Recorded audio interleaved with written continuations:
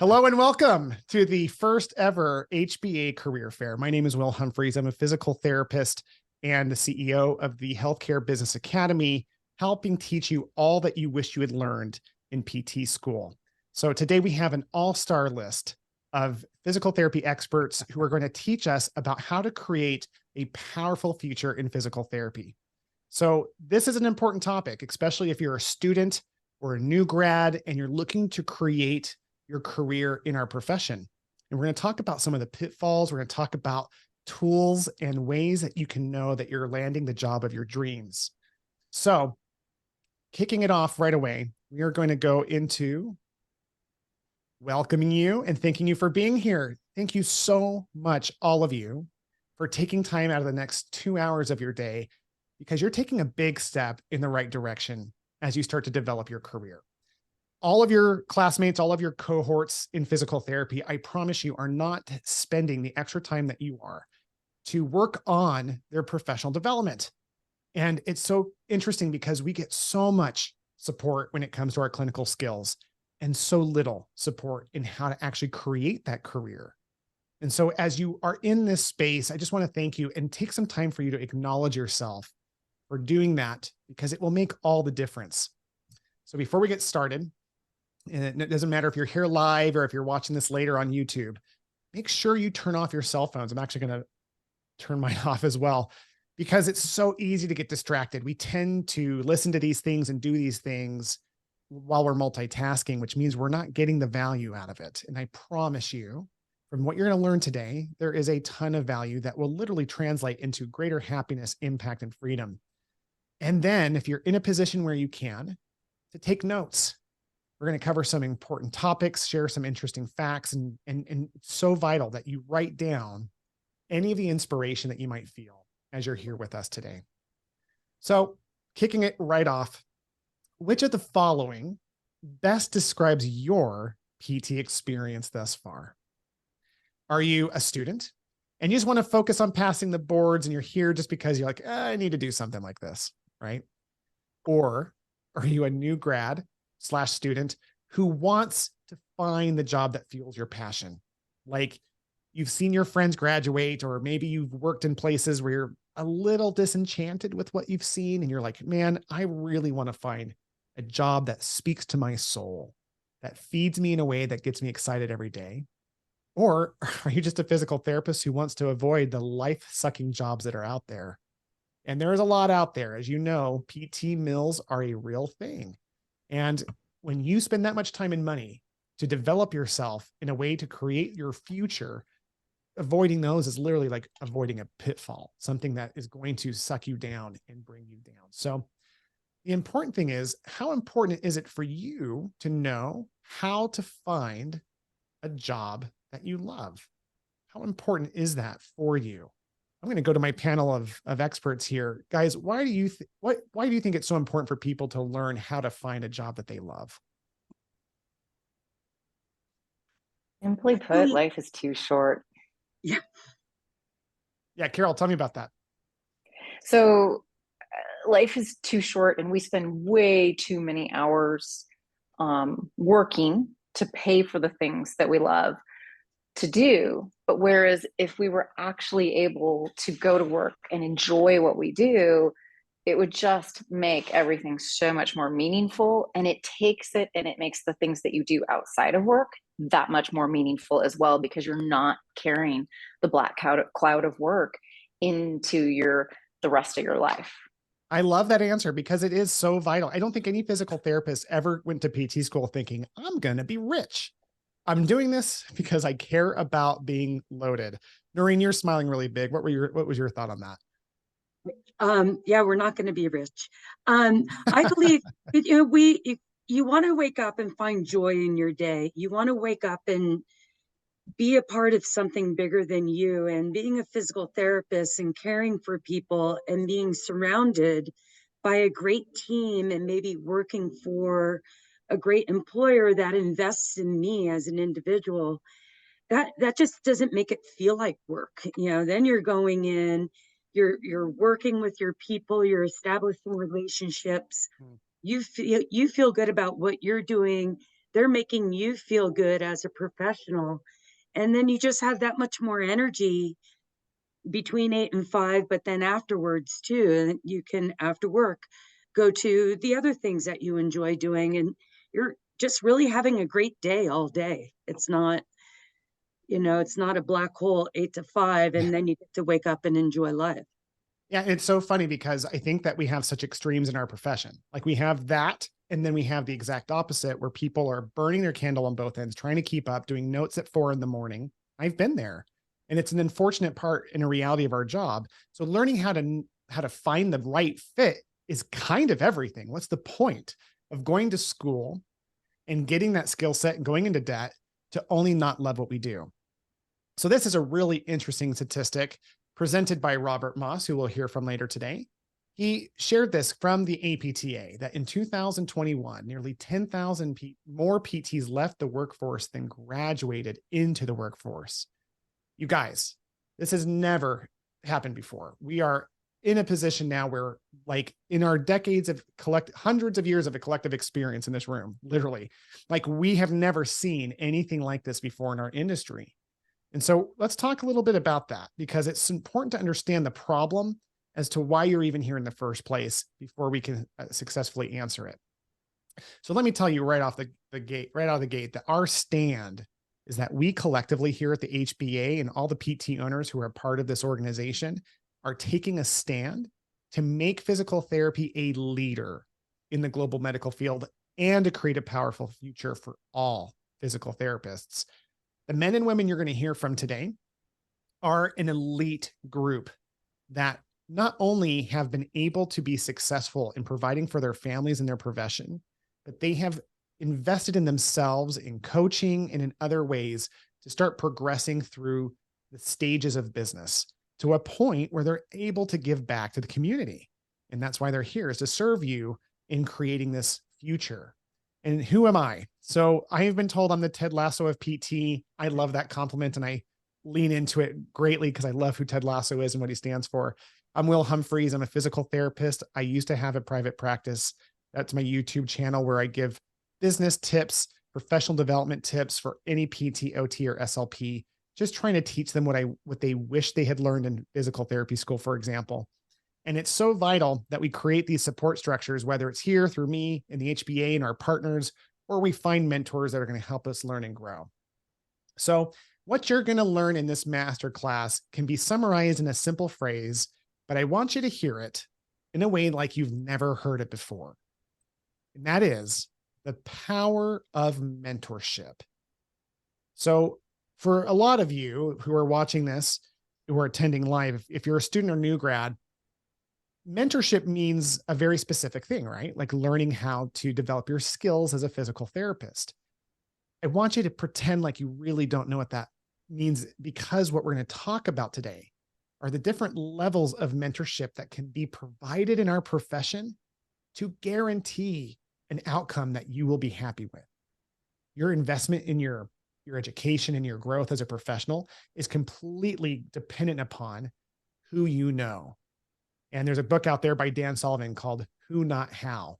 When you're learning, as we are learning to grow as a community or individuals, it is so vital to meet the right who's, who have the information or experience necessary to help us be successful. And yes, we serve them back. But again, what I'm so excited about for today's presentation is this curated group of a who's who list, if you will, of people who are going to share with you life experience to help you cut the corner and get to that place where you are happy where you work. And when you stick around, I will share with you an incredible bonus because you came here live. So if you're watching this, remotely and you're not here live, unfortunately, you can't participate. I'll tell you what, comment below in the YouTube channel comments that you did see this part, and I might have a little something for you. We'll see. We'll see how that goes. All right. So why mentorship? I actually don't want to answer this question. I'm going to leave it to our panel of experts to speak to why mentorship is the key in creating a perfect, successful future in physical therapy. But our first panelist is Carol Schaefer. Carol, I've known for years. She's a fellow physical therapy entrepreneur in the state of Arizona, specifically in Sedona. And she is a wonderful leader. You're about to experience a different level of leadership with her right now, as she's going to coach someone in our group around a key element of mentorship that will help guarantee success. So Carol, I'm going to pass the time over to you.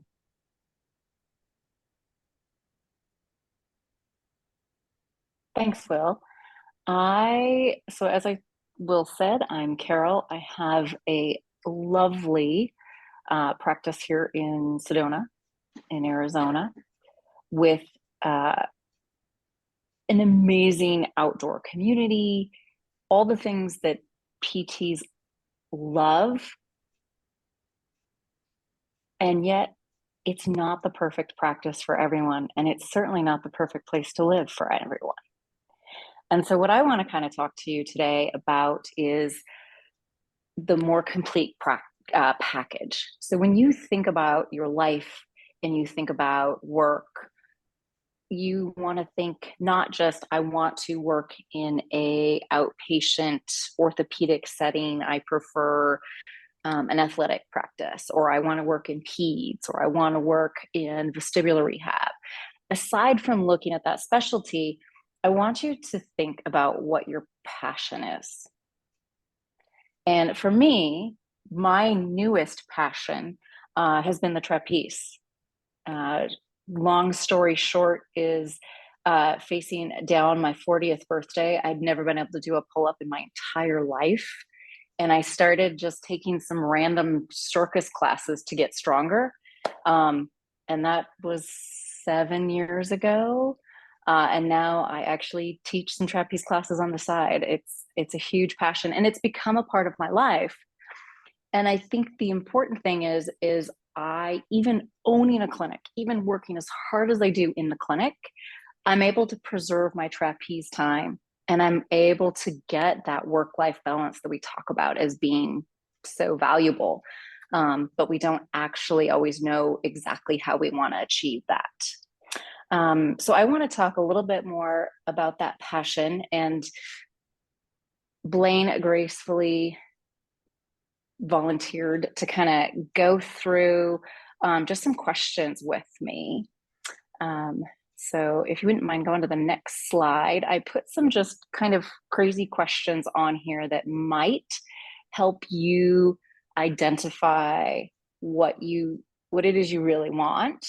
And they're just off the topic or off the cuff questions that I kind of came up with, that are questions that no one ever really asked me. And so you can look at those questions specifically. I'm going to kind of just see where things go with Blaine, but I would encourage you to grab out pen and paper, tablet, whatever your mode of scratching notes is, and kind of go through this with us. So Blaine, thank you for agreeing to do this. Happy to do it. I want to just start with, so obviously you're settled into the community you are now, but if you were to think back to before you had visions of opening a practice, or when you were a new graduate from school, if you think about that person, what is it that made them most happy in life? What made you most satisfied? Yeah, so obviously, apart from finding a good work setting, it was, the stuff outside of work. So I've always been a cyclist. I love riding my bike. And so riding my bike just makes me really happy. It has ever since I was a little boy. So when you visualize like your perfect rides, where are they? Are they along the coast? Are they in the mountains? Where are they? So the location actually isn't super important to me. It's kind of more who I'm with. So being in a group, in a peloton, where we cut wind for each other and just be able to ride along and break wind is just a really exhilarating, fun thing for me. Okay.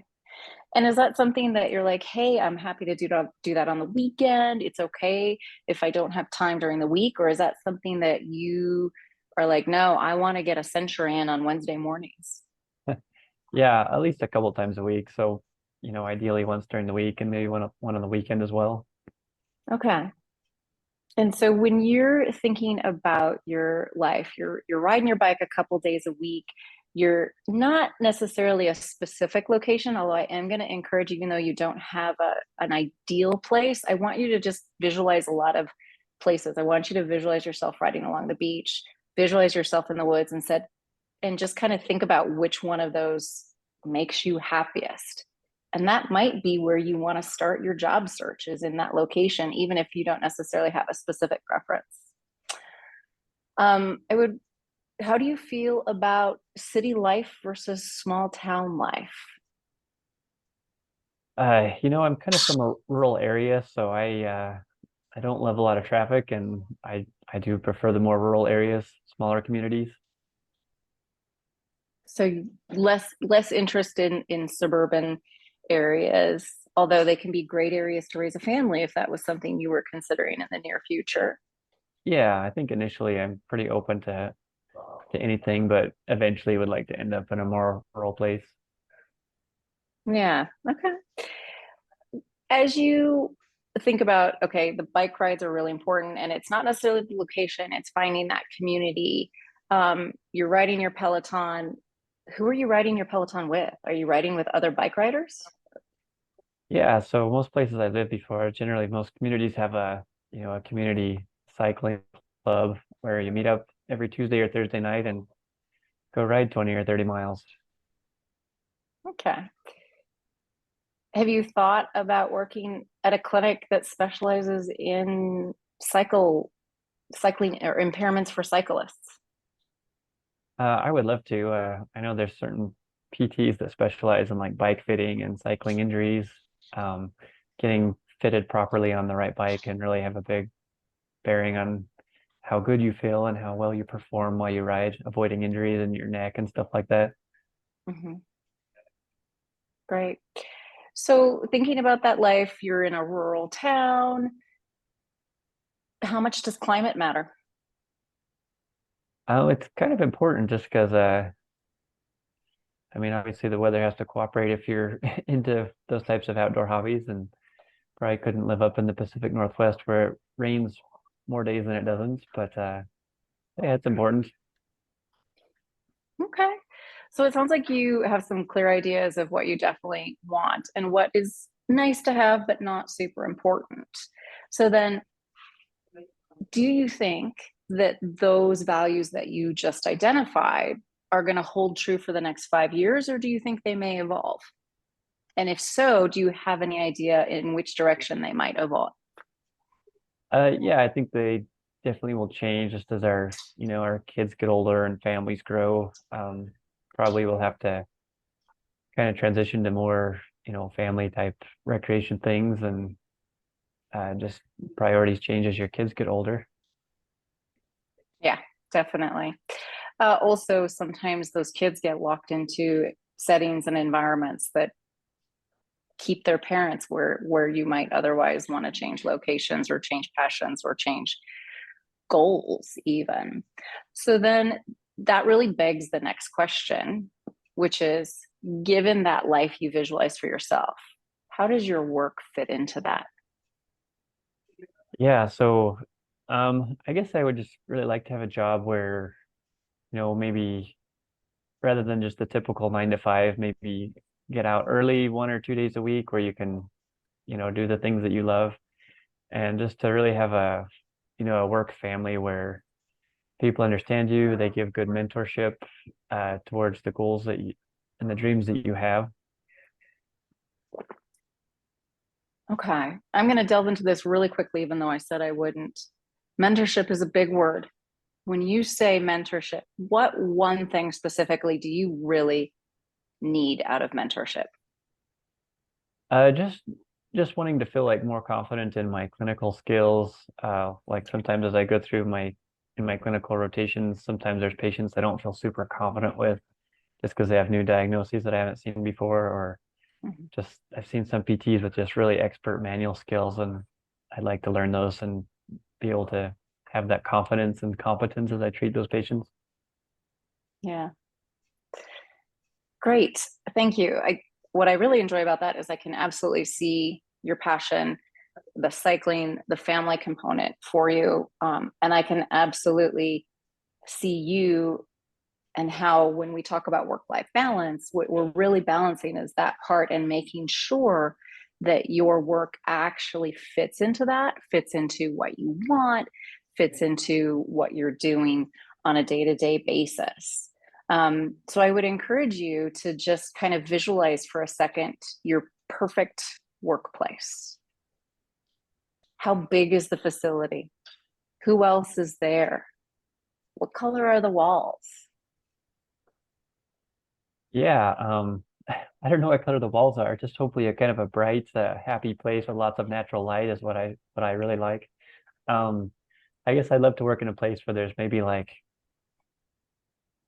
at least 3 like expert clinicians that can because I think every PT kind of has their different style and different skills, and I like having a kind of a combination of several different expert clinicians that I can learn from and bounce ideas off of, and having some a good group there that we can chat with each other and share ideas with.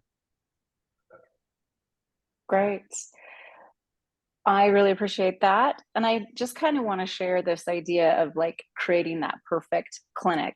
A lot of times now you're going to listen to all these other amazing business owners talk about different aspects and things to consider when you're looking at different clinics and different jobs and identifying what you want. Keep in mind what that perfect clinic looks like. It does not mean you're going to find it. It does not mean you're going to find a perfect match. But one of the things that as business owners, I think we all agree is we will do this same thing. We're like, okay, the idea, like we look at our clinic, we look at our team culture and we say, this is the kind of PT or PTA that is just going to absolutely thrive in this environment. And when we take the time to be as concrete as possible about what that person looks like, it is absolutely amazing to me how often that person then ends up applying for the job. Not because I manifested them out of my head, but because I kept that in mind as I was creating the job posting. I kept that in mind as we have our day-to-day team meetings or how we're integrating as a team.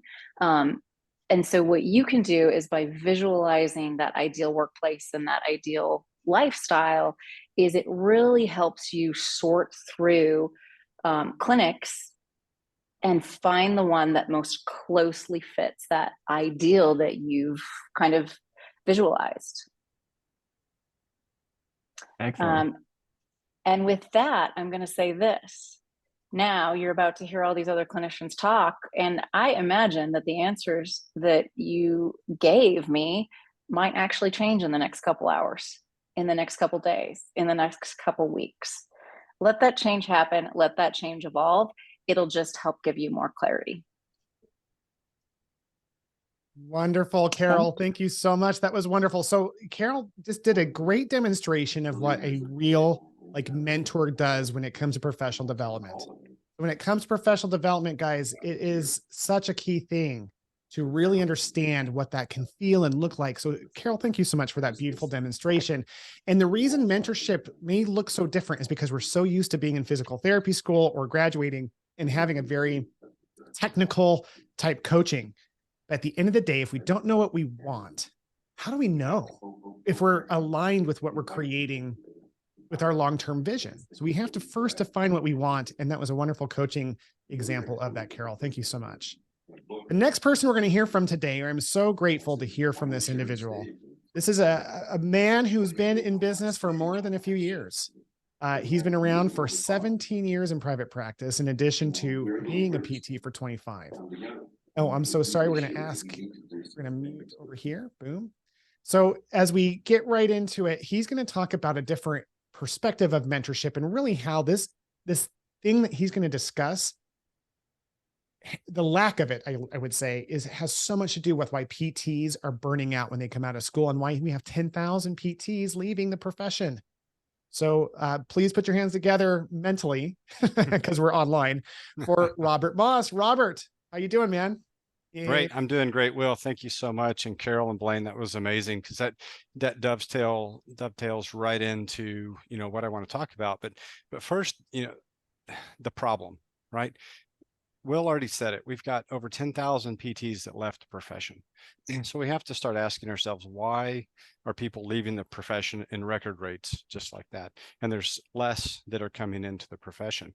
And I think a lot of times it's because people aren't spending their time to figure out what their long-term game plan is, right? It was Stephen Covey, I think, or that said, begin with the end in mind, right? And so there's so many short-term thinking individuals that are out there that they're not really giving that thought, of what do they want in the long term? What does that practice look like? All the way down to the color of the walls and the environment that they're practicing in. And that leads to that poor job satisfaction.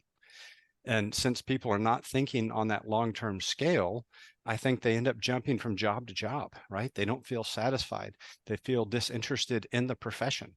So we had the 10,000 that left in 2021.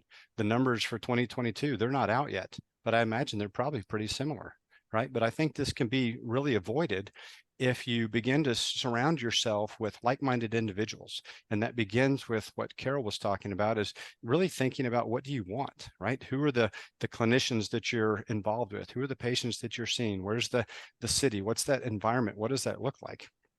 And I think if you do that, you'll be able to avoid burnout, right? I've been doing this for 25 years, and I get up every morning. I'm excited to come in and work with my team and to work with my patients. Like, it's amazing. Like, every day it's a puzzle. It's something to do. So I knew that coming out of school. I knew I wanted to develop my orthopedic skills, right? I knew I eventually want to get certified in manual therapy. I knew I wanted to teach some manual therapy courses. However, when I got out of school, it was a totally different environment. There was major insurance Medicare changes that happened in 98. That's a long time ago, right? And when I got out, I was lucky to find a job, right? So I just took one. And so after I started working around there for a while, I realized that I was going to have to create my own opportunities, because this wasn't a clinic, although it was great. It wasn't a clinic that was really investing anything in me. And so I felt I needed to invest in myself. And so I had to create some of those opportunities. And what I ultimately, put my finger on is what was missing is really the culture, right? Because I had to create my own professional development opportunities, but the people that were I was around, they weren't there to kind of lift you up or push you. You were there to kind of just, jiggle some joints, and you clocked in, you clocked out, you jiggled joints all day, right? And then you were done and you went home. And so I spent a lot of time studying and looking at this stuff. And so when I decided to go out on my own back in 2006, I knew that I wanted to create something different. And so I wanted us to have an amazing culture of like-minded individuals, whether they're professionals or techs or front office staff or whatever that is, that to have some type of mentorship program. So I could be that person to help mentor them, whether it's on a professional or on a personal scale, and always challenge them to think bigger, be bigger, and work for a mission that's bigger than themselves. And so for us, we love to have fun and get it done. We take our job very serious. However, we don't take ourselves that serious, right? We love to have fun. So we dress up for Halloween. We do all these other silly things. We joke, we work in a small town. So we got a lot of people that they just love to have a good time when they come in. And so it's about creating that experience for the patient. My team, they love to help serve other people, right? Not only team members, but also the patients that come in. And we push a culture of Kaizen, of believing in, a culture of excellence and continual improvement. So part of our big mission for the community is to work to transform the lives of everyday people by quickly getting them out of pain and back to normal after an injury or surgery, naturally, using what I've termed the magical 5 phases of healing. And magical is part of our core values that we have here at Moss Rehabilitation Center. And not every clinic is like that. If you work for a hospital setting, you work in the home health setting, it may be you're punching in, you're punching out, and you're just cranking out as many patients as you can, but it doesn't have to be that way. And I think that's what leads to a lot of the burnout. And so one of our other staff members has left us a great review when he came to us. And it worked for a while. He said that our clinic, it's fast paced and it's fun. It's a fun work environment with the strong teamwork and supportive staff. He said, I took a job at Moss Rehabilitation Center because I wanted to expand my skill set and grow more proficient in my manual therapy skills. And I can say that working there for a year taught me more than the 3 years I worked other jobs after graduating. I've been challenged and grown a lot as a clinician during my time here. The workday is fun and the staff is close-knit. We have a generally good time working with each other, which makes even the most stressful days more enjoyable. It's also nice to be working for a small business, so no corporate politics. I'm really glad I took the job. And so as you go through and you start to think about the questions that, Carol asked, I have a guide that I've developed, how you can find that dream job, right? Avoid the burnout. So at the end, there will be a link where you can download this, or you can request it later from Will or his team, and download the report. And there's several questions and comments that are in this report. And if you'll go through and spend that time like Carol did with Blaine, really thinking about what do you really want? What is that ideal setting? You can create a scorecard. And then when you talk to potential employers, as you're asking them questions, then you're going to get a really good idea of the company that you're going to go work with, and see if that can really help you avoid, burnout, or just feeling like you're working in a mill, like Will said, in the introduction. You got to figure out what is going to light your fire moving forward, so you can continue to do this for year after year, 25, 30 years down the road, and still have that passion and that fire to help the patients. So if you don't do that, what's at stake? I see it all the time. People are hopping around from job to job. They have poor satisfaction, regret, resentment. They feel like they're stuck in a rut, right? And they feel disengaged. You ask them, like, what do you like about being a therapist? And they just kind of shrug their shoulders. They don't really have an answer. And so someone on this call or watching this video at a later time, you're going to know a colleague. You're going to know someone like that. They're the person that they've taken the job because it had a higher salary. They took the job because it was in this pristine location, and only to find out that really wasn't their ideal job. They didn't spend the time thinking about that. So they end up hating their job. They are disengaged. The new term is quiet quitting. They're quiet quitting. They're still there. They're just, they're on autopilot when they walk in. They're jumping from job to job, and they don't feel satisfied. However, if you spend that time, you're going to look and you're going to be able to find a job and have that awesome career stability. You'll have a lot of satisfaction in what you do, the place where you're working, professional growth, and then you'll have a mission to buy into as you're discussing with future employers. What is their mission? Do you align with their mission statement to help people, whatever that is? And does that align with what you've thought about, what you want?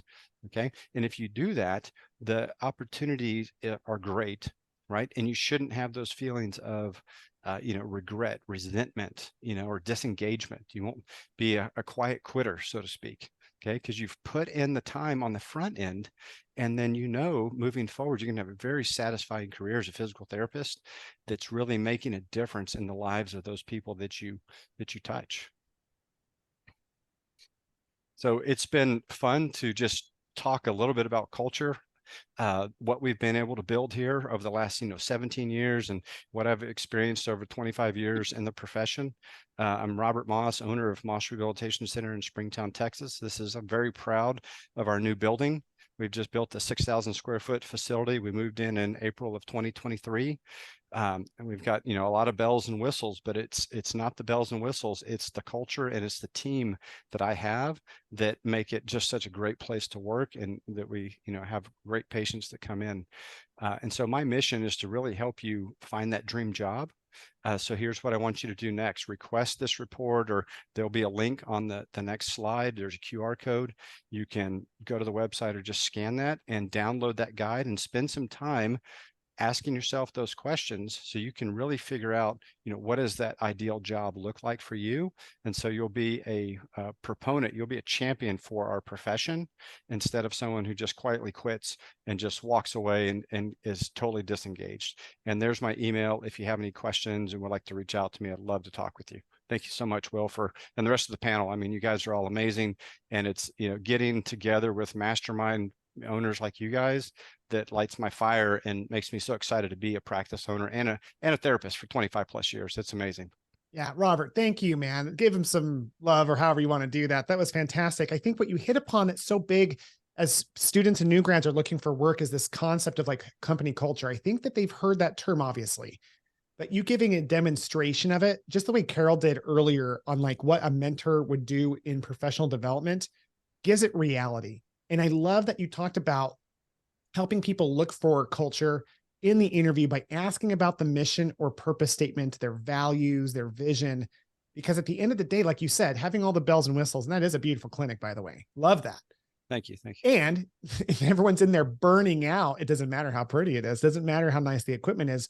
The people we work with, that cultural feel is what matters most. McDonald's knows it better than anyone. The whole Happy Meal exists to brainwash us when we're little to think of McDonald's and happy. I'm happy at McDonald's, Happy Meal. Like that's the whole purpose of it, is to create a sense and feeling of it. So as we do that in physical therapy, we can't manipulate people that way. It has to come from relationships. And I am so honored that you were able to share just a little bit of your base and knowledge to help others grow. So Robert, as you guys know, we're talking about this theme of mentorship, going above and beyond clinical mentorship. And we might even hit a little bit of that because there's different types of clinical skill set mentorship. But as we're talking about creating an intentional career, getting the right mentors to help us hit different angles. Talked about culture. We talked about vision creation with Carol. Now we're going to pass the time over to someone who I get a real kick out of working with. Noreen has been a PT for 36 years, even though she looks like she's been doing it for 3. And she has owned a practice for 25. She is so fun. And what you've built up there in that Jackson Hole, Wyoming area is so inspiring, Noreen. And I would love to hear what your thoughts are in terms of, mentorship and helping PTs create their ideal job. Yeah, thanks, Will. It's been a pleasure and an honor to be a part of this group and listening to everybody's ideas. And I think we're all aligned on what a good company is to work with and who are the companies that are going to develop you personally, professionally, and business wise. Maybe one day you want to become a business owner. And so you want that skill set to understand where you're going. And that's kind of half the reason why I opened up my clinic. I bounced from Baltimore to Utah to Alaska, bunch of different clinics. I was always looking for that clinic where people were smarter than me that I could learn from. But then I knew one day I wanted my own clinic, but I never got any business education from any of my owners. I was told, see these patients, bill this way, get your documentation done. And that was it. Fortunately, to this day, I love this profession and I'm not in patient care anymore, which really breaks my heart, but I'm having a ton of fun working with my team at my different clinics and continuing a culture of support and mentorship and all the aspects of physical therapy. So not only are mentor meetings to work on clinical skills, but meetings about, all right, what do these metrics or KPIs or these numbers mean?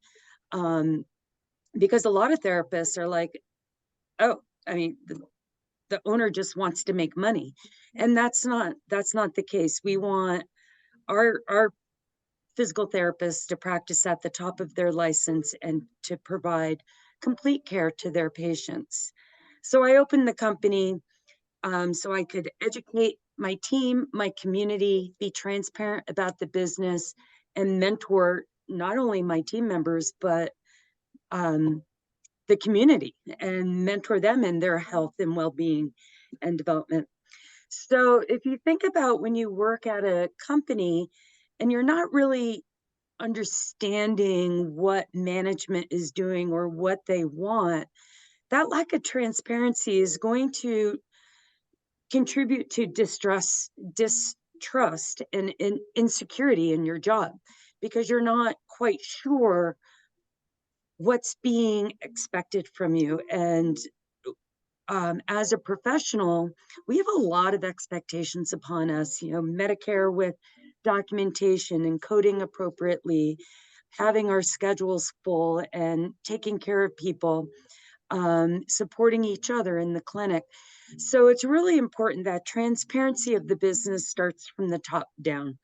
We have all sorts of objective measures being thrown at us, whether it's an NPS score or how many Google stars did you get. The team reviews, you're getting reviewed by your management team. You have your patient objective measures. How are they doing? How are they progressing?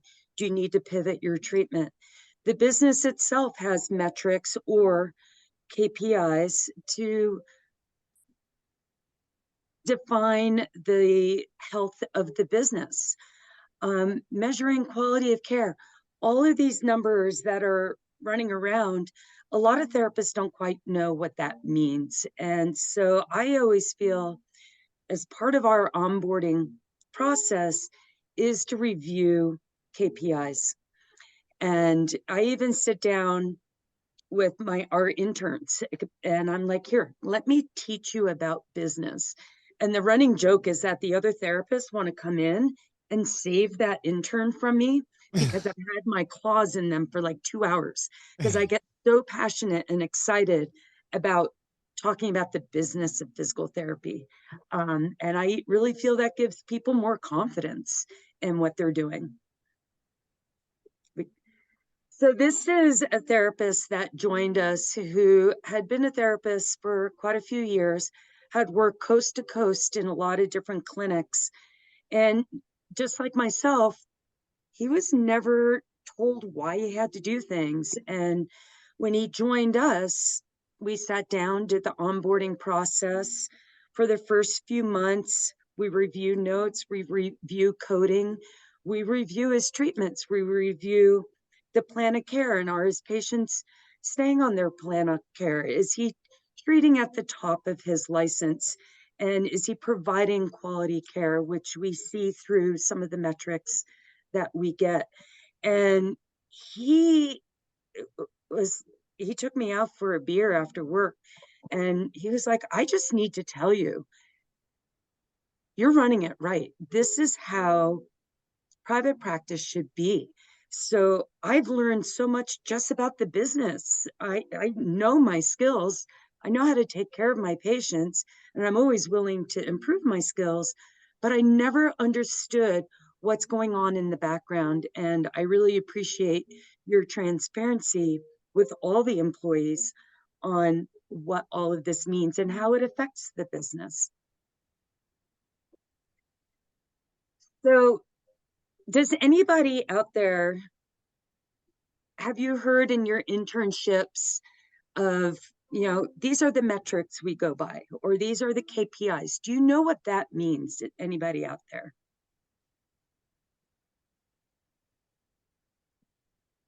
I'm just going to jump in. Before I owned this practice, no, not at all. I was just told work more, see more patients, but I didn't really understand. Honestly, what I didn't understand was the best and most sane way to do that. Yeah, exactly. If you don't understand why, you're going to scramble to try to make your managers or your owners happy, but you're not going to quite understand the secret sauce on how you do that. And with understanding comes confidence, and with confidence becomes more enjoyment in your job because you can move forward as a professional. So the KPIs are just a way to monitor a business and the health of the business, the same way we take measurements of a patient. How's your range of motion today? How was it 6 months ago? Can you walk downstairs? Are you still having knee pain? And so we're constantly making objective measures on our patients. We need to do the same thing for the business. So we're looking at performance of the business, performance of the professionals. How can we mentor you, educate you, and help you to become more successful within the needs of the company? What critical adjustments or changes in execution of treatment or how you manage your day to make you more successful? Where is there a problem? Okay, well, maybe we're not measuring something properly. And we have a team discussion to make those changes. It's not from the top down. It should be, this is what the business needs to stay viable, this is the expectations from the professionals and support staff. But how do we make that work as a team? And how can we be supportive of each other? And then that holds everybody accountable. It holds the business accountable. I can't ask people to do all these things if I'm not holding myself accountable for what I need to do. And then if somebody is kind of off the rails, at least we have objective measures and we can measure performance. And it's never about the individual, because PTs, deep in our hearts, we want to do the right thing. We want to take care of our patients. We want to enjoy what we're doing. And it helps if we're held accountable as well. And in my previous jobs, I'm like, I don't know, I'll just work harder, and I have a huge high work ethic, so it doesn't bother me much. And I'm going to leave and go mountain biking anyways. And I really didn't care. And I have to say, my team cares about their patients. They care about the health of the company. And so everybody holds each other accountable, which is really nice. And it just helps that balance of that we can measure the quality care that's provided through KPIs, but we can also measure the profitability of the business, which is then shared with everybody else. So we don't want people to just think it's numbers, and it's not. It's just a measure of how are we doing. Go ahead.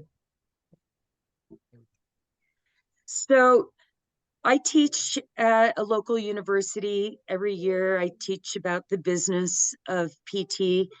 I only get 4 hours to teach it, and I always make those poor kids stay longer. I could talk about it all day long. I think it's exciting, and I get excited when people are super interested of, oh, that makes sense.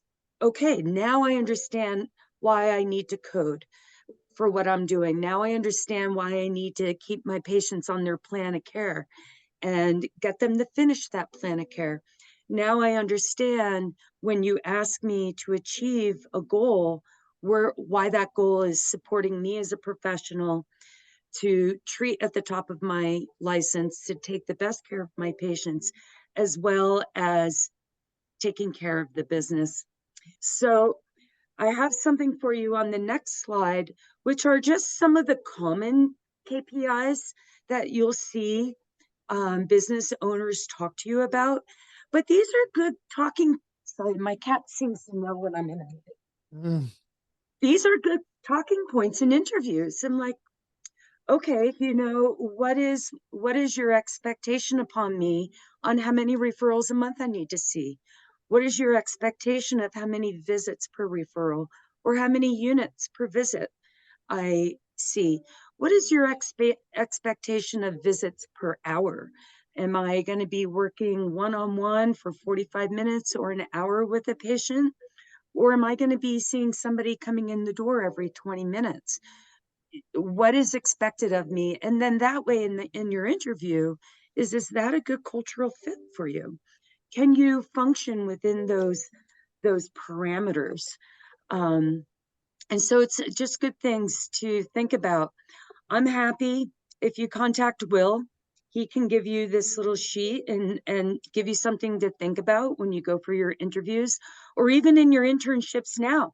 Start looking with a different eye of, okay, I'm not just seeing patients with my CI, but what are our expectations of productivity? What are our expectations to the business? And what is the business doing for me? And that'll help you in your interviews and hopefully give in your future employer the expectation to teach you and to support you and mentor you to be successful. Love that. Give Doreen some love. That was fantastic. I love the flow of just the way these mentorship topics hit, because, once we know what we want and we can find a great culture, right? And then from that culture, we're able to really develop ourselves as individuals. Then we need to know the business of what we do. Numbers aren't why we do what we do, but I will say mills are really big on numbers. So the difference there, of course, is a mill or a place that burns people out. they typically are so focused on numbers, there's no culture. And I'm not going to mention any big company names that are out there, but that's typically why people leave some of those larger groups, is because, it's all about hitting certain statistics. And then there's like this thing on the wall that says we care. But when you love what you do, where you do it at your company or anyone who's on this call today, then the metrics become a really cool tool to create your future powerfully. And like you said, that's a great way to avoid burnout. If you understand the impact of these numbers, then you can avoid places that are going to burn us out. And so for all of you who are watching this either now or later, it is incredibly useful to reach out to anyone on this call. It doesn't matter if you're in a totally different state. You're not in Wyoming, or if you're not in Texas, like where Robert's at, or Arizona, like Carol, still reach out. I'm going to give my email at the end of this so I can connect you if there's anyone in particular that you would like to be in touch with and you didn't catch their information as the slides go by. Just let me know and I'll put you in contact, because all of them care about the next generation. That's the whole focus here, next generation. And it takes time and years for us to develop this. And we don't want you guys to have to go through it in the same way it took us, time and effort. So Noreen, thanks again for such a articulate example of really like the business side of things, mentorship. And that's a beautiful segue into our next presenter. I am so pleased to introduce someone who has been in the business in a way that has been impactful over time. Chris has had his practice, and I wrote this down, for 34 years. You do not understand, like in the United States, a company that's been around for more than 10 years is less than a fraction of a percent of all businesses that survive. And so for Chris to be around for this long and to look as young as he does means that he's doing something right over there. So Chris, I am excited to hear your take on what other types of mentorship we can give to this next generation of physical therapists so that we can promote our profession by helping them avoid burnout. Take it away, Chris.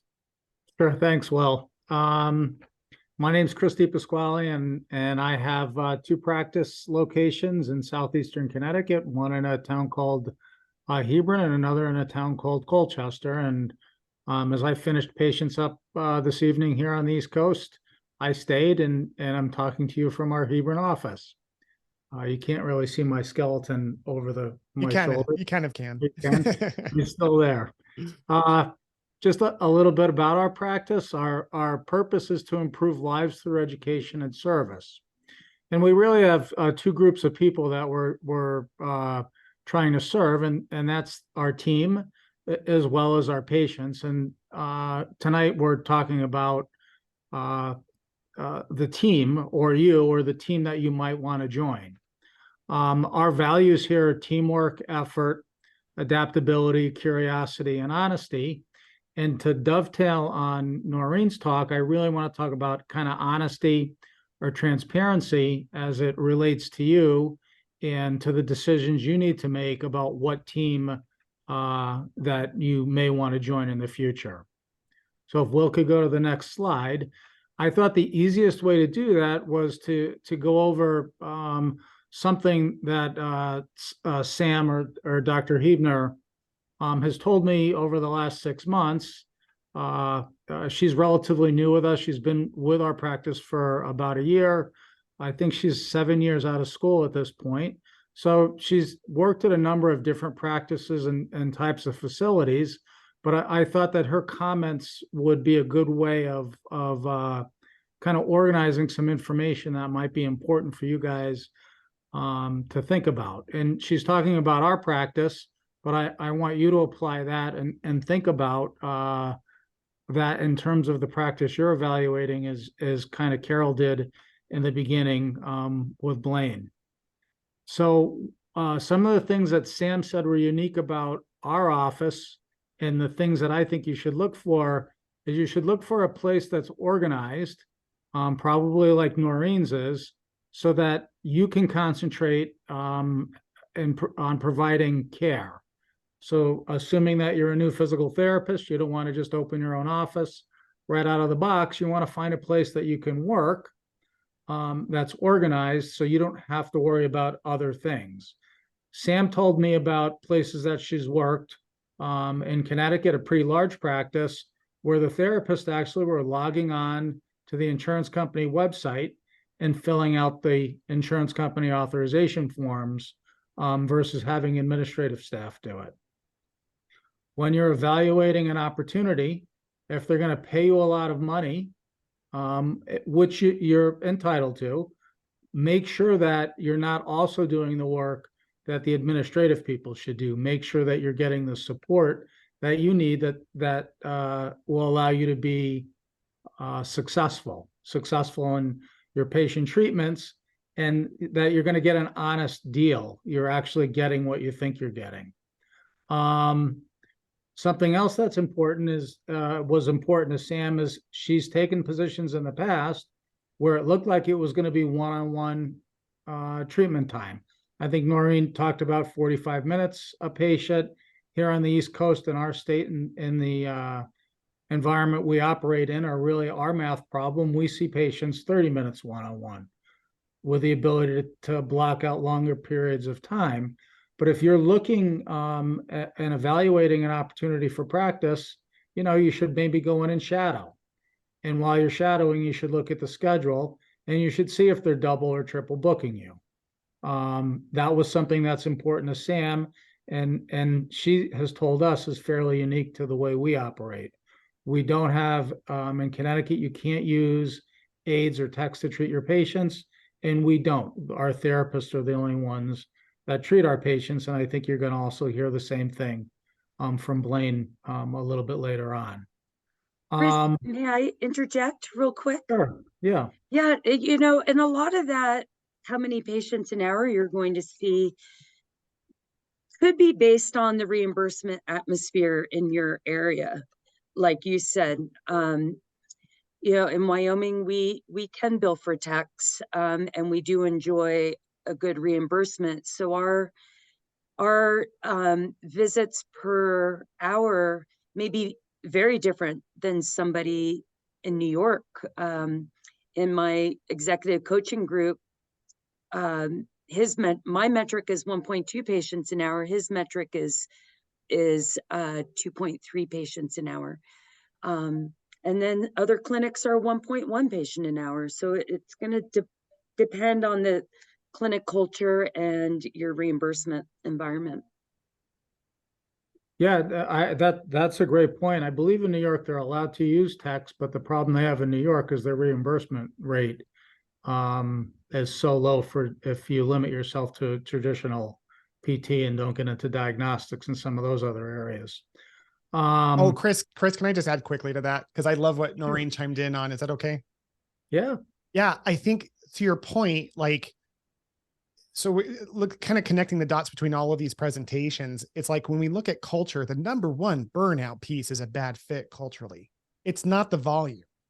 And I think that's the thing that educators in the school systems are thinking, and they're teaching the students, oh my gosh, you got to avoid the mill because your license is your livelihood and you're going to jail. I thought I was going to jail for the first 3 years out of school based off my education. I'm not even kidding, because I had a guy who wanted me to see 70 visits a week, which worked out to be 1.7 visits per hour. But what really mattered was culture and quality of care. I mean, yeah, there's a point at which volume does start to change it. But I will tell you, having coached PTs and PT owners from Alaska to New York, I have met PTs in Alaska who see less than 40 visits a week who are burning out. We're talking more than one-on-one for an hour. And you have people in New York I've worked with who are seeing 90 visits a week, which I do not think that's a great way of treating, by the way. But they're low reimbursement, the way they schedule things, and their PTs aren't burning out, because it's about what you're saying, Chris, of getting the things that they shouldn't be doing off their plate so they can focus on what they love and providing the culture. So to your point, Chris, what you said earlier is so specific around Sam's experience of she's not out there filling out authorization forms. You know what I mean? Yeah, no, I think that's great. And this is the type of information I think it's important for new grads or people looking to change jobs to be aware of, and to make sure that you delve into to find out what the honest answer is, what you want to look for, the transparency, because that's really the bottom line. It's actually worse.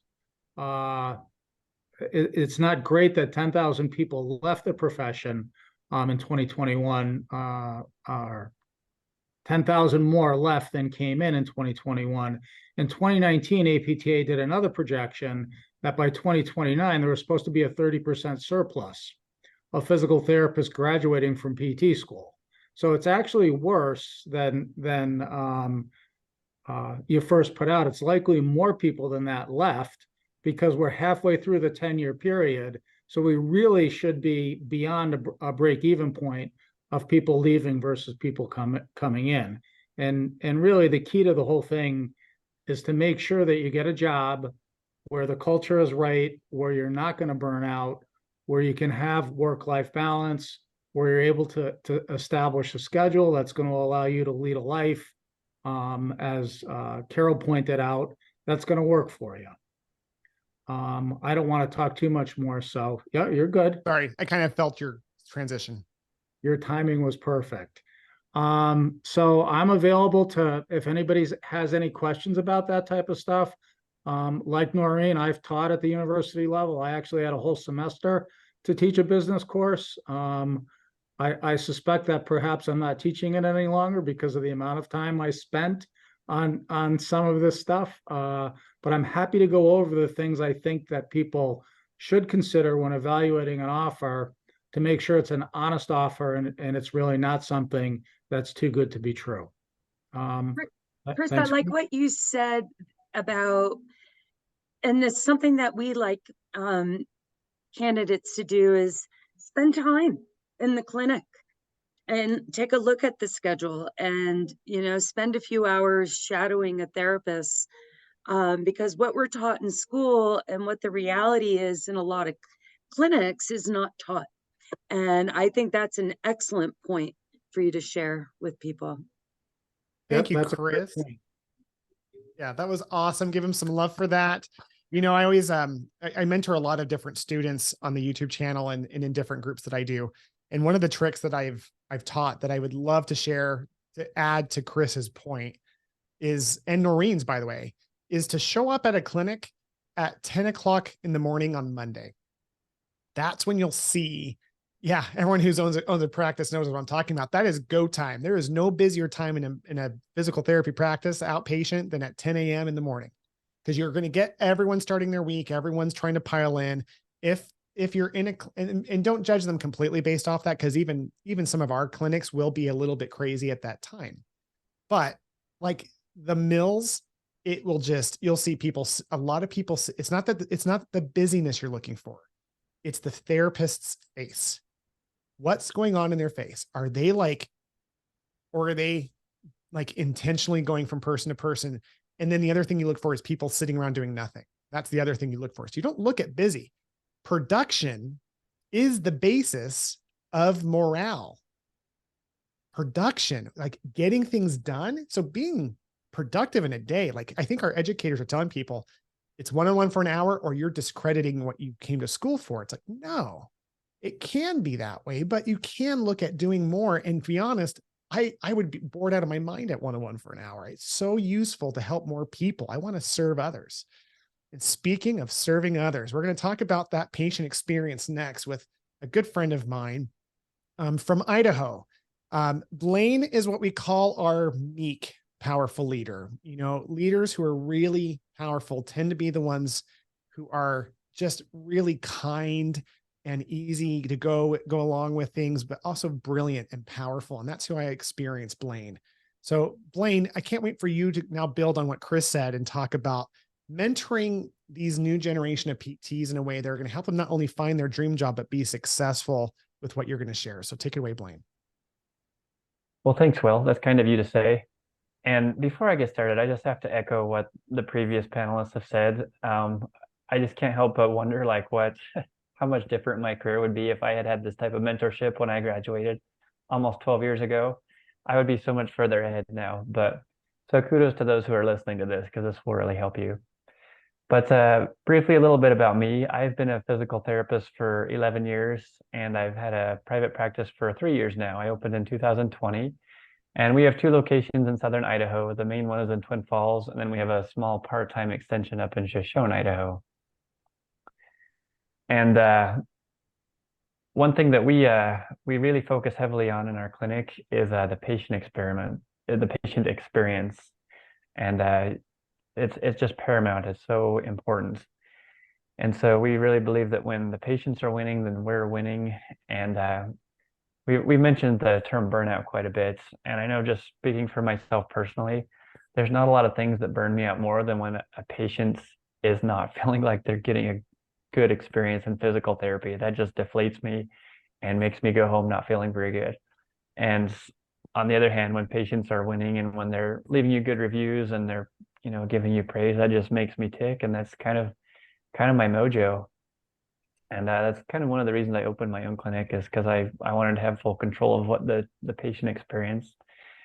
And so, as if you're watching this live or later on, as you're searching for a clinic, make sure you're finding a clinic where you can really be your best self, and you can learn how to create a superb, excellent patient experience. And I'll talk a little bit more about that. If you want to switch to the next slide, Will. Our core values we have listed here, we have 4 of them. Of course, there's more than 4 values, and the previous speakers have talked about their core values as well.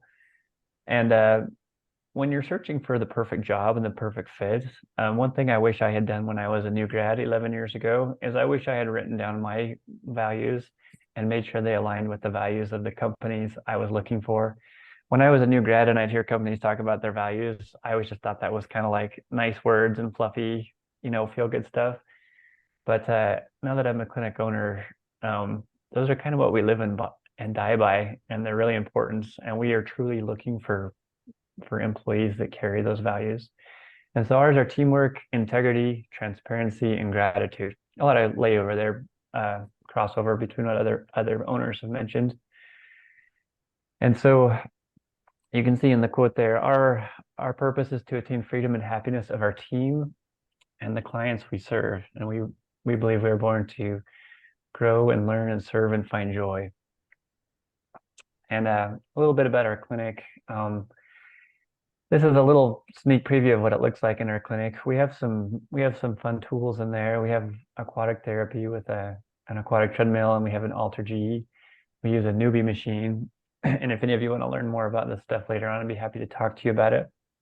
But and we use these machines because they help enhance the patient experience. And I don't want to convey that you have to have this type of equipment or to give a great experience, but it does help to enhance it. And so it's really important for me when patients leave our clinic, I don't want them to ever think, why am I coming to physical therapy? I can just do these exercises by myself at my house. And so I don't ever want a patient to think that. I want them to find a very valuable experience that they can't find anywhere else. But really, I think the key to offering an excellent patient experience and a type of mentoring that I think new grads really need is learning how to communicate really well with patients. And so I heard a quote recently that said something to the effect that, the majority of the time, your ability to listen is much more powerful than your ability to speak. And we as physical therapists, a lot of new grads haven't been trained on that very well. And that's a big part of our mentorship.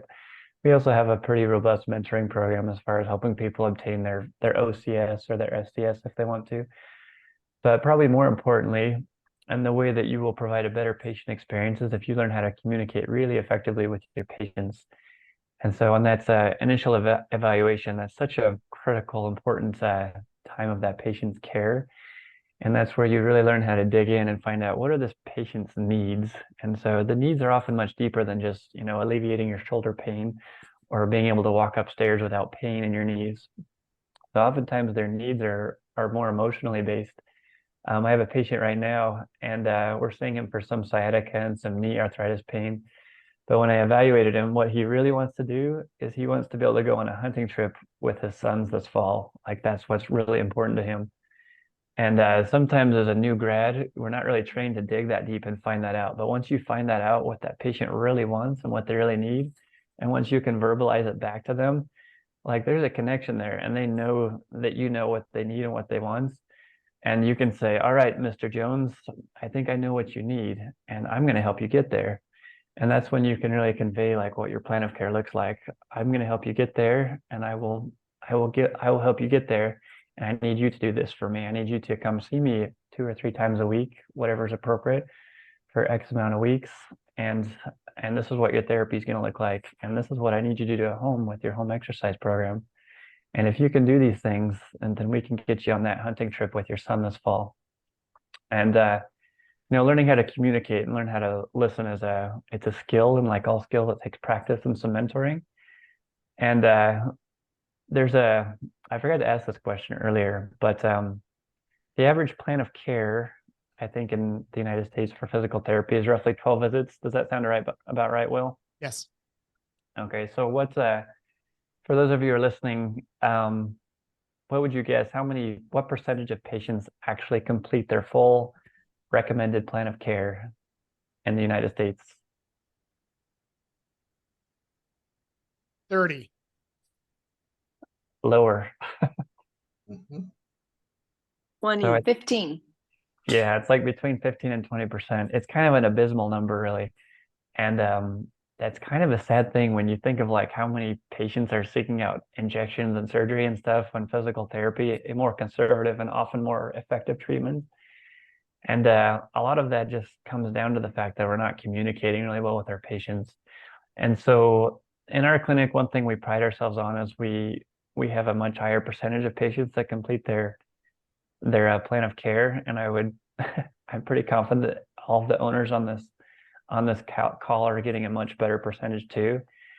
And patients that do complete their plan of care, they just walk out with better outcomes. It's well established in the data. And if you have experience, you know, because you see it every day. But make sure you find a clinic where you can get that mentoring and learn how to communicate with patients, because that's most new grads are really focused on their manual skills and their special tests and the research, and that stuff's very important. You need to be savvy on that type of stuff. But one thing that's often neglected is how well you learn to communicate with your patients. And this is a recent review. This patient just discharged last week, actually. So she was 80 years old and she had a lumbar surgery, and she walked out, and this was her review. She left when she left. I feel like going to PT was a must after my back surgery. The water machine was a deal breaker. And she said, now I can walk. She struggled to walk from her car into the PT clinic, and using the aquatic therapy, that was a game changer for her. So great patient experience. And she signed up for a senior fitness class, and she was very happy with the outcome of her surgery. And so that's really powerful, because patients, they go and they tell their friends that, they go tell their doctor that, and it just creates this organic growth, and it's just fun. It just helps you grow. And it's much better than the patients who, they drop out of therapy early because they're maybe expecting quick results because it wasn't explained to them. And so having these good reviews is kind of what makes me tick. And make sure you get in a clinic that allows you to practice in that environment. Very nice. Blaine, give you some love. That was fantastic. Blaine, mentoring the patient care experience, like, what are some of the things that you do with you mentioned a few things about like listening, of course, and that was really powerful, but when you have a new grad or a newer PT, like what were the aspects that you focus on in terms of the patient experience?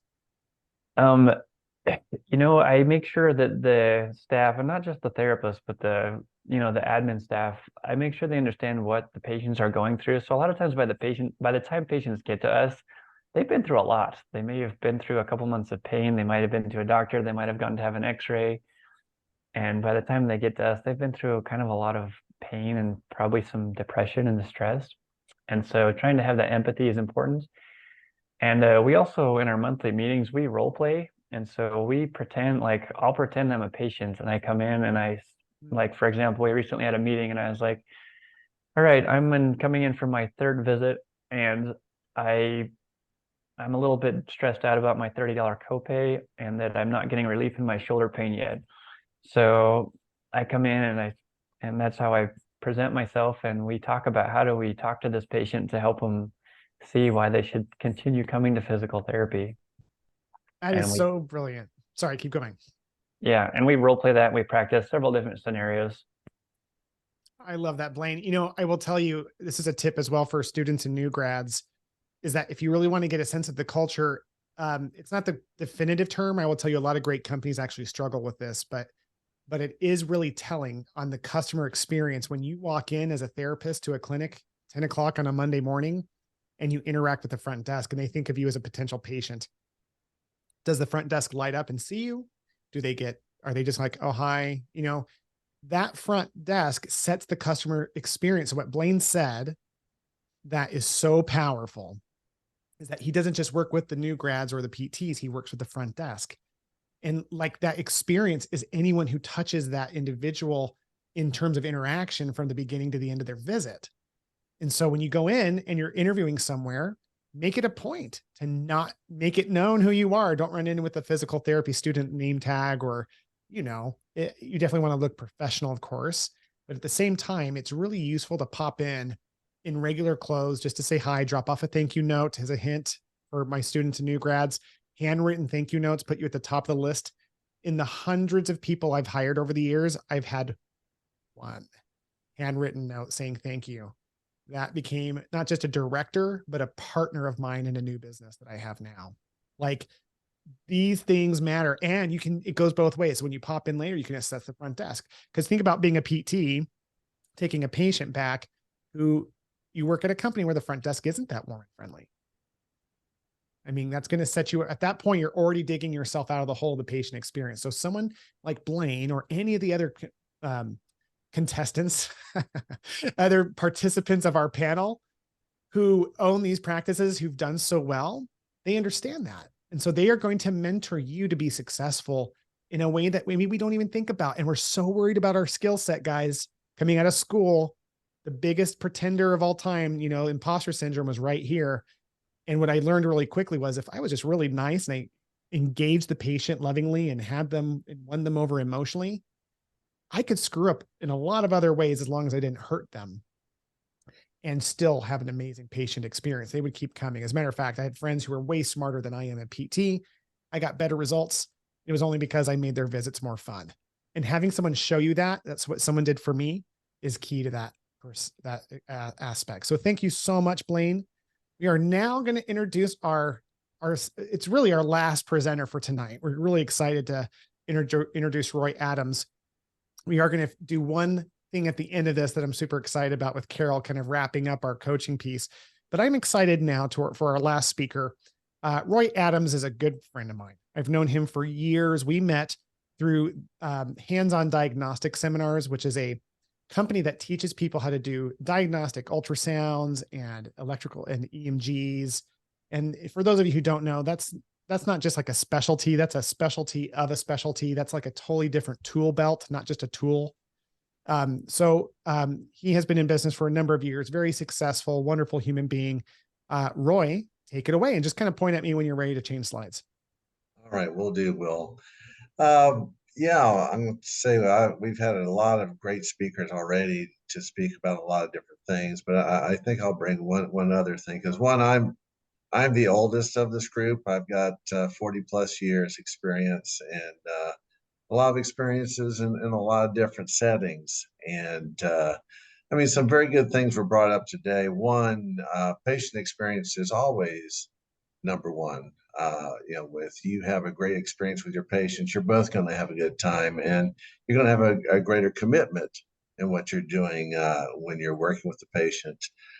You also, when we look at your experience too, is your connectiveness with your patients that you're working with. It's a very important key to the positive feelings that both the therapist and the patient. And I will give you just an example of one that I just saw this week. It was a 40-something-year-old patient with Down syndrome who, the connectiveness wasn't necessarily even that we were able to do the most technical skills, but the connectiveness was our ability to be able to get him to work with us, even though his speech may not be quite as well, and he may not understand everything as well.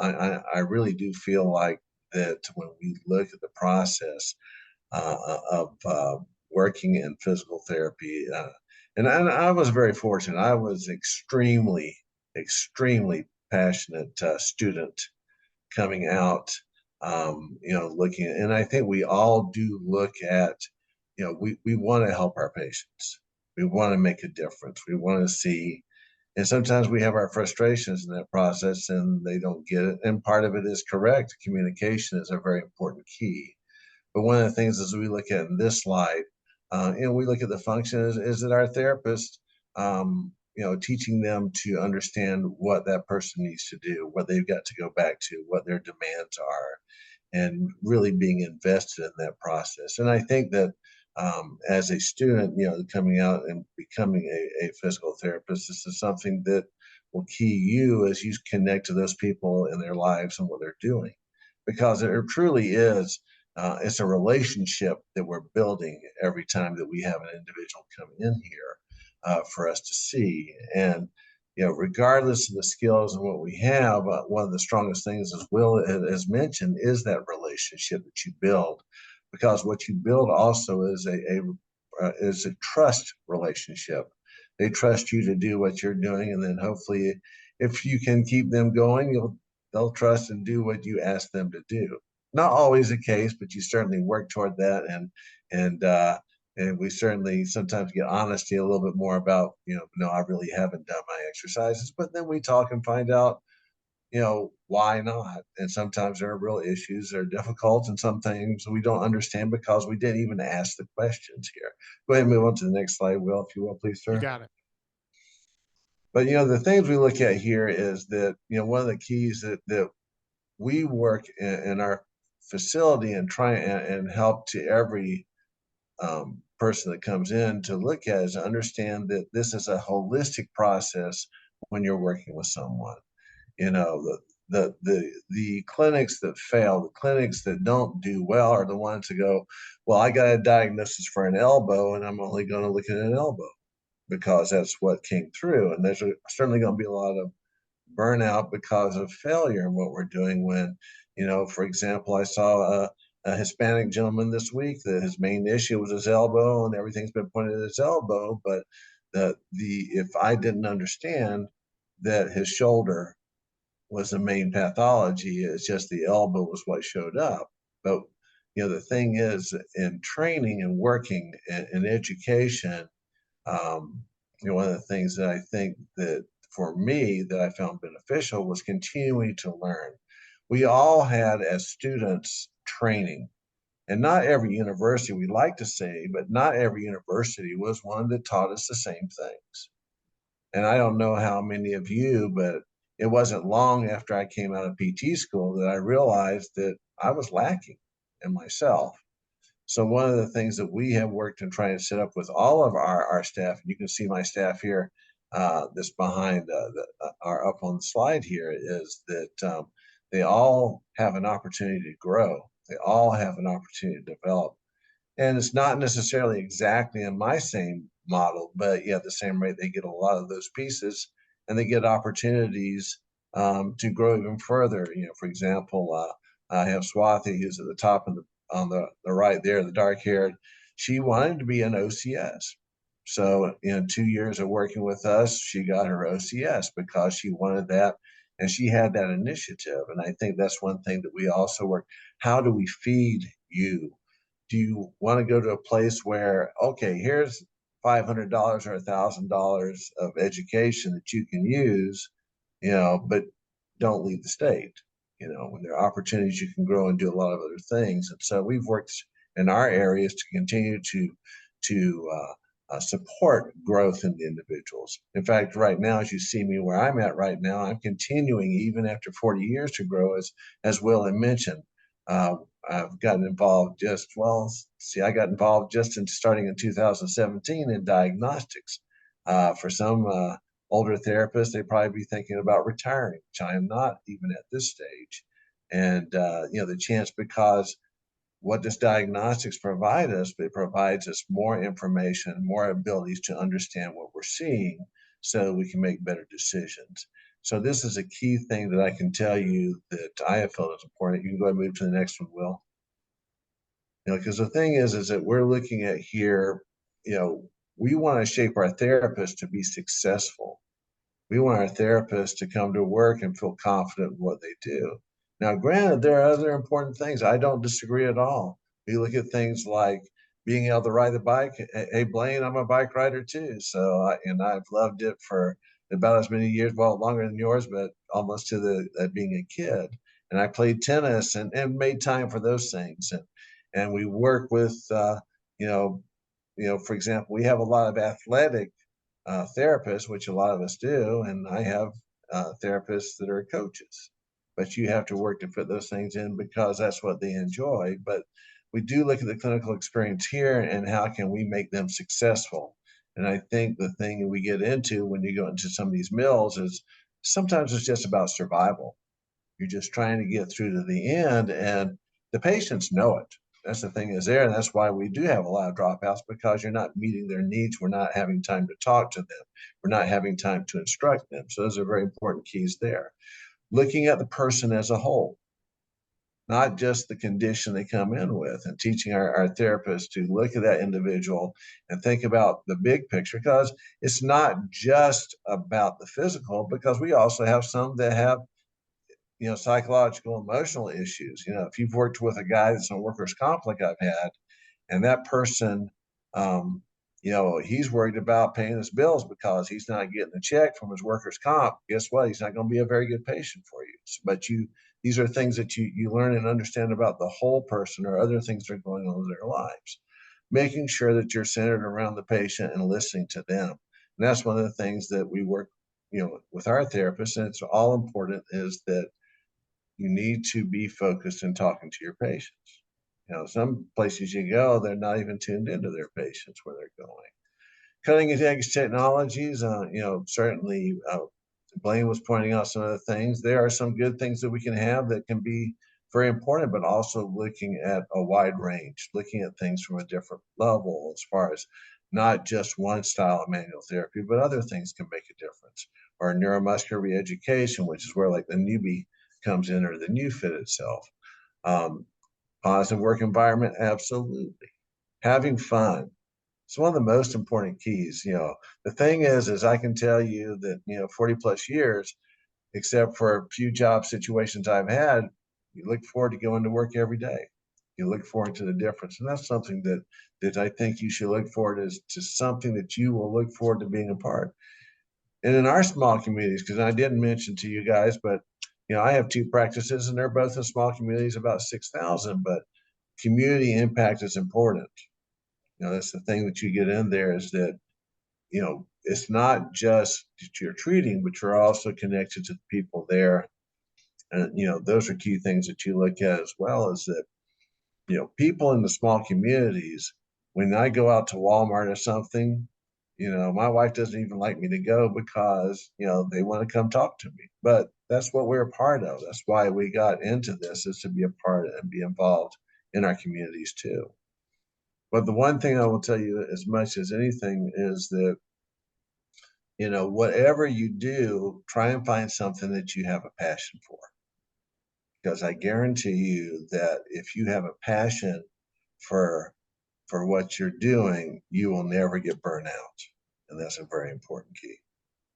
I love that final kick of just, passion for what you do. And I love how you introduce different ways of specializing. Because again, students are very aware of like the various things that are out there for the most part, but they're not aware of some of these really unique subspecialties like diagnostic ultrasound, EMG, the newbie. And so, yeah, like when we talk about mentorship, being from professional development to business mentoring to, having transparency so that you can really understand from a mentorship perspective, all that goes into it, to the patient care experience, to culture, it is good to also know there are some actual technical things we can be mentored on that change the game dramatically, and only a select few companies can provide those. So thank you, Roy. I sure appreciate that. So let's turn the time back to Carol. Guys, congratulations. You've made it almost to the end. We have a special giveaway here in just a few minutes. We're going to pass the time back to Carol, who started everything off with some coaching that she provided. So Carol, let's pass it back to you to put a nice bow at the end of today's training. And then I'll announce our winner for the giveaway. Great. So the question I want to come back to, and I alluded to this a little bit in the beginning, was I said, visualize that perfect practice. What does it look like? And while you may not find it, it will help you solidify what it is you really want. So I want to just close a little bit with to now ask yourself, what's changed in the last 90 minutes? What have you realized? Oh, I hadn't even thought that mattered. Man, this whole time I wanted red walls. Now I know I want a clinic with blue walls because I know they're going to be a mellow group of people. I'm being silly, but I think the more that you can really hone into that and take all the amazing advice that the clinicians and the business owners have given, I think the more you're able to find it. And I would just reiterate and echo so many other things that the other presenters have shared, but take the time to write it down. We know that kinesthetic learning is an important part of it. Think about it on your drive, visualize yourself, and then know that it might change, and it might change again and again. And so the one other piece that I didn't quite hear, but I wanted to just throw out there is, think about, as your needs evolve, are you in a clinic that's going to evolve with you? And that can also be an important part of the conversation. Are you interviewing with someone who is going to happily change your work schedule when you decide to start having kids? Is that a conversation you want to have? Do you want to be part of the future of that clinic? And then I'm going to go back to the question I asked Blaine, which is, now that you've had all this thought process, now what does mentorship really mean? And what does it mean to you? That's all. That was such a perfect way to end it, Carol. That was so beautiful. Oh, I love you guys.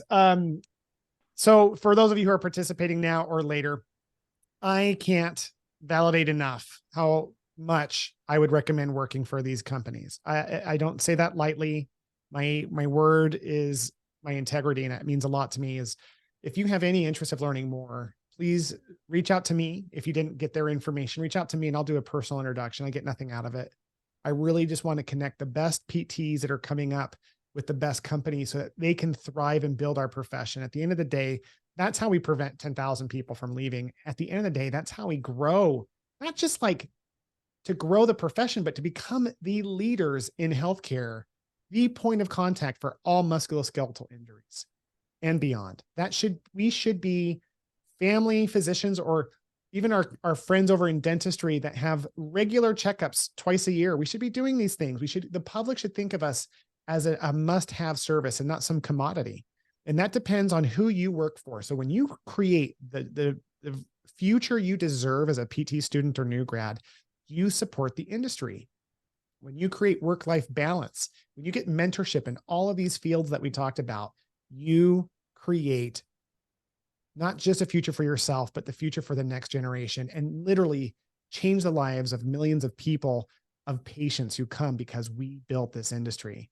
So it's time now for our bonus. Real excited to announce that our winner is Kayla. Kayla, congratulations. You win $100 gift card that you can use however you want. It's going to be a Visa gift card. So please, I'm going to put my email here in just a minute. So I want you to put it out there. And please let your friends know, this was our very first ever career fair. You know, there's a very elite group of PT owners that all coach together. We're going to have more of these. So please tell your friends, please let your friends know, because we have a no mill rule to be in our HBA. And we really do want to help support your generation. So congratulations, Kayla. We're so grateful to have you on this call. So how else can we help, guys? Listen, another thing that these individuals can do for you is a mock interview. So it doesn't even matter if you're listening to this 6 months or even a year later. I promise all of these businesses will still be around and they're going to be growing. And one of the things we can all do is do a practice interview, a mock interview. If you haven't gotten a lot of professional development, this is where you get your reps in. This is where you meet with PT owners and get a practice interview. And everyone here will work with each of you, students, new grads, or other, just to get you more practice, because they know how to ask the right questions. They know how to do that. And for everyone who watches, Kayla included, all of you, I can send you, just let me know in the YouTube comments that you want a copy. I can send you my created document. It's a PDF on what questions to ask an employer. It's broken down how to identify culture, metrics, all those things that we don't think about and aren't taught. I have a really cool, totally comprehensive manual that will teach you what questions and how to interview an employer so that you can find that perfect fit. But if you have any other questions, please reach out to me. My name is Will Humphreys. My email is will@unlockhba.com. So thank you again, panelists, for joining us in our very special launch career event. We look forward to seeing you all next time. Hope you guys have a great rest of your evening, and we'll see you later. Have a good night.